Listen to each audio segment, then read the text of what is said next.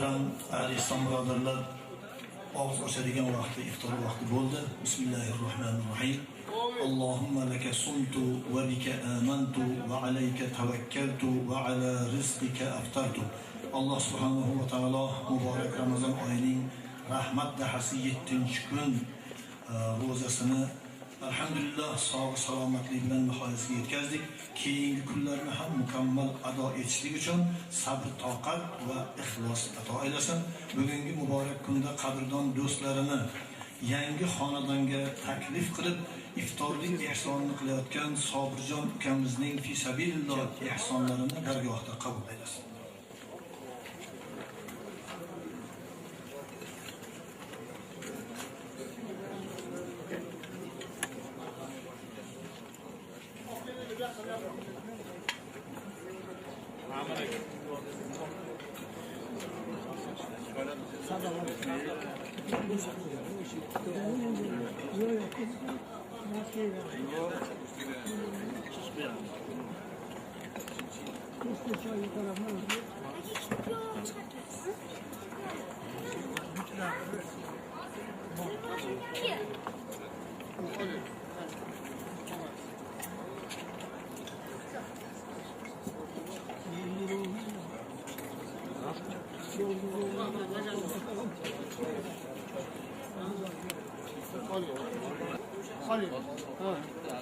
Oldinga olib, uzatib ol. Ok yoqqa. Mana yetmaganiga oling. Olib kelib yoqqa somsani. Qara, somsani olib kelmadi. Oling. Tamam. Ha? Oling, olib kelib.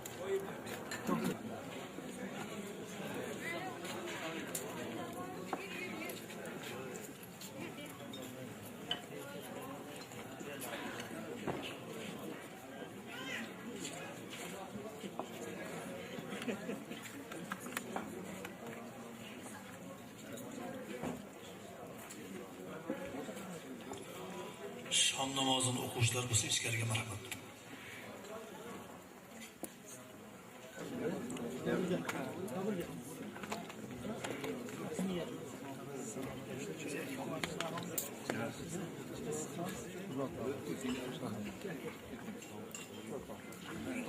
Qani o'to'g'rimiz mashaq. Uzra. Egalari bordir, lekin hammasi namoz o'qigan.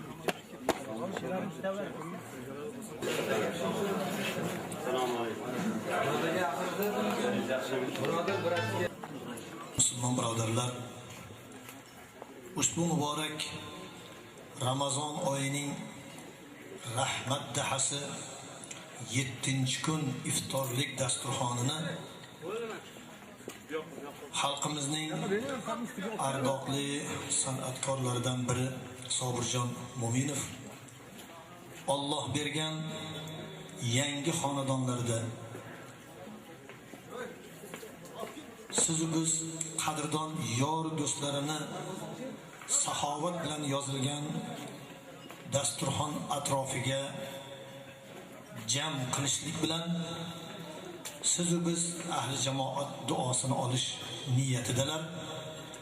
Alloh taborak va taolo fi sabililloh qilinayotgan bu iftorlik ihsonini dargohida qabul aylasin. Yig'ilgan ahli jamoatning duolarini ijobat qilib, Sobirjon shu xonadonda unib o'sib, baxtli, saodatli, serdavlat, serfarzand bo'lib, shirin hayot kechirishlarini Alloh nasib etgan bo'lsin. Muhtaram birodarlar, Ramazon oyi butun islom ahli uchun nihoyatda bir faxrli, intizorlik bilan kutiladigan oy. Bu oyni Alloh taborak va taolo Qur'oni Karim oyatida zikr qilib, Ramazon ro'zasini tutishlik nihoyatda ulug' ibodat ekanligini Qur'oni Karim oyatida takror bayon qilgan. Estaizu billah. Ya ayyuhallazina amanu kutiba alaykumus siyam kama kutiba alallazina min qablikum la'allakum tattaquna ayyaman ma'dudat dedi. Oyat karimaning umumiy ma'nosida Alloh taborak va taolo mu'minlarga Ramazon ro'zasi farz qilinganligini, bu ro'za ilgarigi ummatlarga ham buyurilganligini, Ramazon ro'zasidan insonlar taqvodorga aylanib chiqishlarini bayonini qilgan.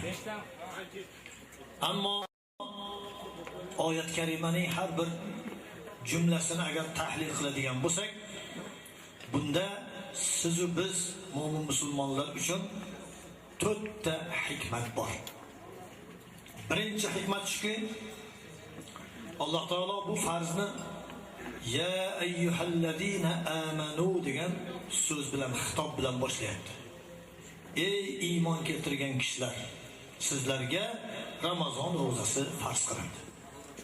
Mana shu xitobdan ko'rinib turibdiki, Ramazon ro'zasini farzligi bu Alloh buyurgan farz deb unga itoat qilib, ixlos bilan, e'tiqod bilan tutishlikni buyuradi. Ya'ni Ramazon ro'zasi iymonli odamlarga farz qilingan. Iymoni zaif yoki undan uzoq insonlarga ro'za tutishlik shart emas. Ozgina bo'lsa ham Alloh bergan ulug' ne'mat iymon nuridan qalbida bo'lsa, demak Ramazon ro'zasini tutib, uni kunduzgi-yu kechasiga ibodatlarini g'animat bilishlikni Alloh taborak va taolo buyuradi. Payg'ambarimiz Muhammad sallallohu alayhi va sallam ham Ramazon oyi nihoyatda ulug' oy ekanligini, oylarning sayyidi ekanligini aytib, o'zlari ham Ramazonga juda ham qattiq tayyorgarlik ko'rib, Ramazon yaqinlashgan sari nihoyatda xursand bo'lib, saxovat qo'llarini ochib, mu'minlarning eng qo'li ochig'i, eng saxovatlisiga aylanardilar. Ramazon oyi haqida Payg'ambarimiz sallallohu alayhi va sallamdan juda ko'p hadislar rivoyat qilingan. Ana shulardan bittasida shahru Ramazon shahrun avvaluhu rahmatun va awsatuhu maghfiratun va axiruhu itqun minan nar dedilar. Ya'ni Ramazon oyining birinchi 10 kunligi Allohning rahmati, mehribonchiligi bandalarga tushiriladigan kunlar. Ikkinchi 10 kunligi mag'firat kunlari, bandalarning har qanday katta yukishik gunohlari kechiriladigan kunlar. Uchinchi 10 kunlik esa itqun minan nar. Ya'ni Ramazon ro'zasini mukammal ado etgan mu'minlarning jismlari do'zaxga harom, men uni ozod qildim deb, ana do'zaxga umuman yaqinlashtirishdan uzoq qilinadigan kunlar. Demak, Ramazon ro'zasi ana shunday ulug' bir fazilatli kunlardan iborat ekan. Buni siz va bizlar g'animat bilmoqligimiz lozim. Ikkinchi yana bir hadisda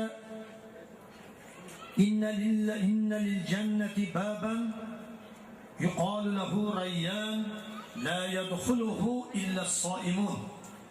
Jannatda Rayyon degan bir eshik darvoza bor. Rayyon degani bu sirobgarchilik, hamma narsa muhayyo degan ma'noni bildiradi. Ana shunday darvozadan faqatgina Ramazon ro'zasini tutgan insonlar kiradilar deb Janob Rasululloh marhamat qilganlar. Shunday ekan, Ramazon ro'zasi siz va biz mu'minlarga avvalo tan jonimizning salomatligi, bir yil davomida aralash quralash yegan taomlarimizdan xorib qolgan a'zolarimizni bir ozgina dam berib, ularni yana o'zini qayta tiklab olishiga yordam berishligimiz, undan tashqari gunohlardan mag'firat qilinishimiz va jismonan poklanishligimiz uchun juda ham fazilati zo'r oy. Alloh taborak va taolo Ramazon ro'zasini mo'min musulmonlar bizni Xudo qiynab qo'yibdi-da, shu bir oy davomida och tashna bo'lib yuramizmi demasin.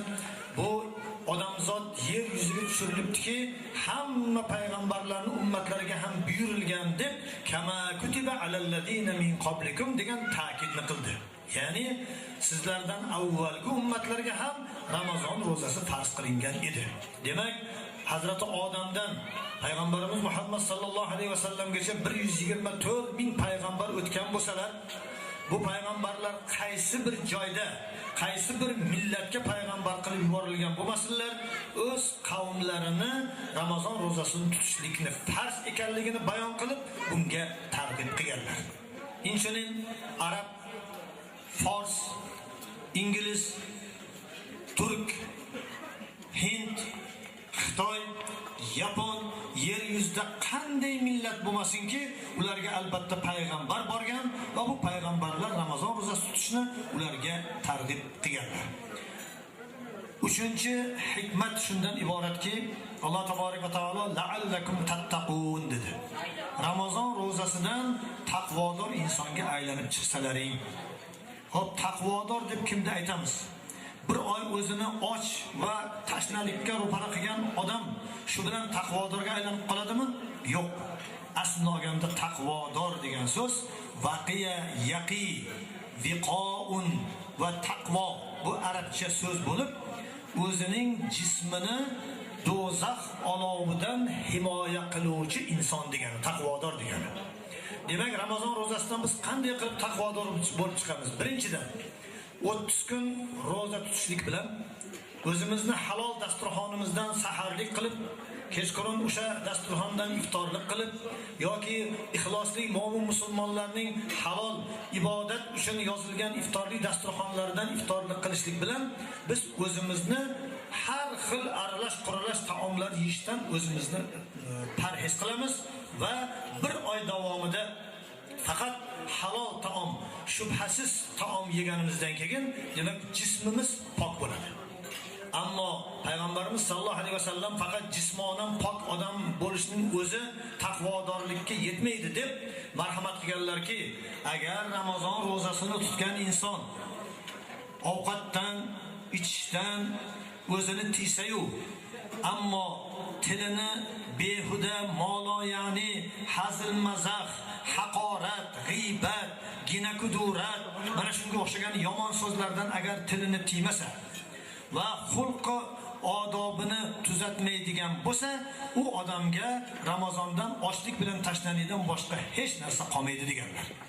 Demak, Ramazon ro'zasini munosabati bilan og'zimizni berkitarkanmiz, birovga behuda jahl qilish, g'azab qilishlardan o'zimizni tiyishimiz kerak. Birovga yomon gap bilan dilini ranjitishdan o'zimizni tiyishimiz kerak.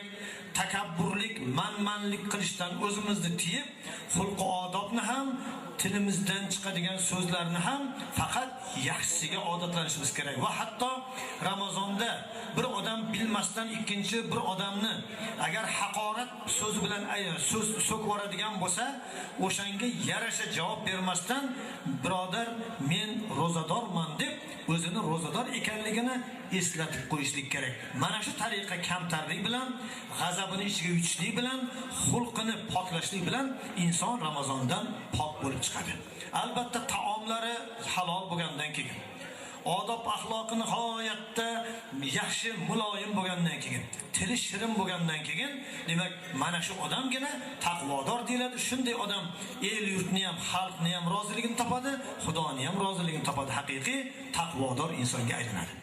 Va nihoyat oxirgi hikmat shuki, Alloh taborak va taolo ayyaman ma'dudat dedi. Ramazon ro'zasini bir necha kun tutasizlar dedi. Demak, Ramazon ro'zasi bu 30 kun tutiladi degan gap unchalik to'g'ri emas. O'zi Ramazon oyi 30 kun, ammo ba'zi vaqtida 29 bo'lib qolishi mumkin. Masalan, payg'ambarimiz sallallohu alayhi vasallam aytganlarki, "Somu li ru'yatihi", yangi hilolni ko'rishlik bilan ro'zani tutishni boshlanglar va yangi hilolni ko'rishlik bilan hayit namozini o'qinglar. Agar bulut to'sib qolib yangi oy ko'rinmay qolsa, Sha'bonni 30 kun qilib, ertasi kundan ro'za tutinglar, ya'ni Ramazonni 29 tutsalaring ham bo'ladi deb aytganlar. Shuning uchun Ramazon ro'zasini ba'zi bir yuragi tor insonlar Ramazon yaqinlashgan sari u yerda bu yerda maraka marosimlarda ko'rishganda ba'zi bir injiqliklarni qildilar. Bu Ramazon qachondan domla? hali Ramazonni qachonligi ma'lum emas, yaqin borganda xabar qilinadi. Buni ulamolar birlashib turib, astronomlar bilan kelishib turib, bir kun mana bu kundan roza, mana bu kun hayit desa bo'lmaydimi degan gaplarni qildilar. Yo'q, bo'lmaydi birodarlar. Chunki Ramazon rozasini boshlashlik, ertaga roza saharlik turish kerak bo'lsa, bir kun oldingi kun botishda chiqadigan yangi hilolni ko'rishlik bilan Ramazon boshlangani ma'lum bo'ladi. Buni endi astronomlarning hisob kitobi bilan ham aniqlash mumkin emas, chunki payg'ambarimiz sollallohu alayhi vasallam arzimas bir havoni bulut to'sib yangi oy ko'rinmay qolsa, rozani ertasi kundan boshlanglar, bir kun kechiktiraveringlar deb aytdilar. Shunga qaraganda mo'min musulmon guvohlar yangi oyni ko'z bilan ko'rgandagina Ramazon boshlab, ko'z bilan ko'rib turib hayit namozini o'qiydilar. Shunday ekan, Ramazon rozasi ulamolarning ittifoqiga qarab turib, ba'zi vaqtda 29 kun tutilib tushum bilan tamom bo'lishi mumkin. Ba'zida 30 kun turib undan keyin hayit namozi o'qilishi mumkin. Ba'zida bir kun oldin boshlab yuborilgan bo'lsa, ulamolar hali hayit o'qilmaydi deb xabar qilsalar, demak 31 kun ham roza tutishimiz mumkin. Shunday ekan, Ramazonni nega 31 kun tutdik, nega 29 kun tutdik degan nega 29 kun tutdik degan ixtiloflar bo'lmasi kerak. Ulamolar fatvo berdilarmi? Bir oy roza Xudo aytgandek ayyaman ma'dudat dedi, bir necha kun dedi. Ana shu bir necha kun, ha 29, ha 30, ha 31 tutib undan keyin hayit namozini o'qisak, demak Ramazonni barakotiga inshaalloh ega bo'lgan bo'lamiz. Ana endi Ramazonni kunduzgi rozasini tutishlik bilan kechasiga ibodatlari ham bor. Taroveh namozlari, tarovehda mana hozir mustaqillik sharofati bilan hozir hamma deyarli juda ko'p masjidlarda xorlar tomonidan xatm Qur'onlar o'qilyapti. Ana shu xatm Qur'onlarni borib bir iste'mol qilib va qalbimizni bir poklanishiga harakat qilsak, ayni maqsadga muvofiq bo'ladi. Shu bilan birga payg'ambarimiz sollallohu alayhi vasallam kimki bitta rozadorni iftorlik qildirib og'zini ochirsa, o'sha rozador tutgan rozasiga berilgan savob iftorlik qildirgan nomoy amaliga ham yoziladi deganlar. Demak, iftorlikka qancha odam aytilsa-yu, shu odamlarning ichida qancha roza tutgan odam bo'lsa, o'sha rozadorlarning ajri savobi iftorlikni nomi qilganligi uchun iftorlik qildirgan odam nomoy amaliga ham yoziladi. Shu ma'noda mana bugungi muborak kechada Sobirjon ukamiz ixlos bilan, e'tiqod bilan, saxovat bilan el oldiga dasturxon yozib, avvalo mana shu yangi havli joyni Alloh taolo muyassar etganligi, shu joyga bir qadrdonlarimiz tashrif buyursalarda, bizni haqqimizga, oilamizning haqqiga bir fayz baraka tilab duo qilsalar deb ihson niyatida ekanlar. Ana shu ihsonni barakotli Ramazon kechasiga to'g'riladilar. Bu ham ayni maqsadga muvofiq. Shuning uchun ham duo qilamiz. Alloh taborak va taolo avvalo mana shu joyda o'qiladigan tilovatlarimizni, aytilgan masala masoillarimizni va qilinayotgan iftorlik ihsonini o'z dargohida husn qabul aylasin. Bulardan hosil bo'lgan ajr savoblarni avvalo shu xonadon egalari Sobirjon ukamizdan duo umid etayotgan barcha marhum va marhumalarning ruhlariga va uzoq yaqindan kelib o'tirgan barcha ahli islom birodarlarimizdan o'tgan marhum va marhumalarning ruhlariga Alloh yetkazib, yotgan joylarini g'ariq rahmat shoyisi jannat qilgan bo'lsin. Alloh taborak va taolo ushbu xonadonga fayz va baraka ato qilsin. Sobirjon ukamizni mana padar buzrukvorlari Odiljon hoji otamizni Alloh umrlariga, rizqlariga baraka berib, ko'p yil sog' salomat bo'lib, farzandlarini, nevara-chevaralarini rohatini ko'rsan Alloh nasib etgan bo'lsin. Va mana Sobirjon ahli xonadonlarimizga, aka ukalarimiz hamda opa singillarimiz haqlariga ham bir duo qilsangiz deganlar. Mana bu yerda mana oilalarini aytibdilar. Umr yo'ldoshlari Nazira xonakanlar. Alloh taborak va taolo bu ayol bilan Sobirjonni qo'sha qarib, baxtli, saodatli, ser davlat, ser farzand bo'lishlarini nasib etsin. Mana Alloh taolo hozir bularga Ro'z Muhammad, Sardorbek, Sarvarbek degan o'g'illarni hamda Muslimoxon degan qizaloqni beribdi. Bu farzandlar hozirda ota-onalarini qanchalik ko'zlarini quvontirib turgan bo'lsa, katta bo'lganda ham hammani ko'zini quvontiradigan iymonli, insofli, vijdonli yigitlar, qizlar bo'lib kamolga yetishishini Alloh nasib etgan bo'lsin.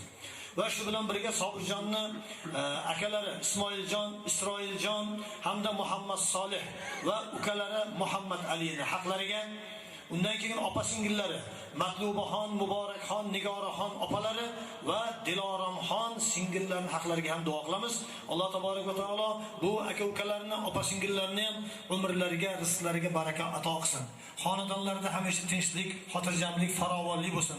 Hech qachon bir-birlaridan kamlik ko'rmasdan hamisha el yurtning xizmatini qilib, hurmatiga sazovor bo'lib yurishlarini Alloh nasib etgan bo'lsin. Robbana atina fid dunya hasanah va fil oxirati hasanatan va qina azaban nar bi rahmatika ya arhamar rohimin. Açık elini al.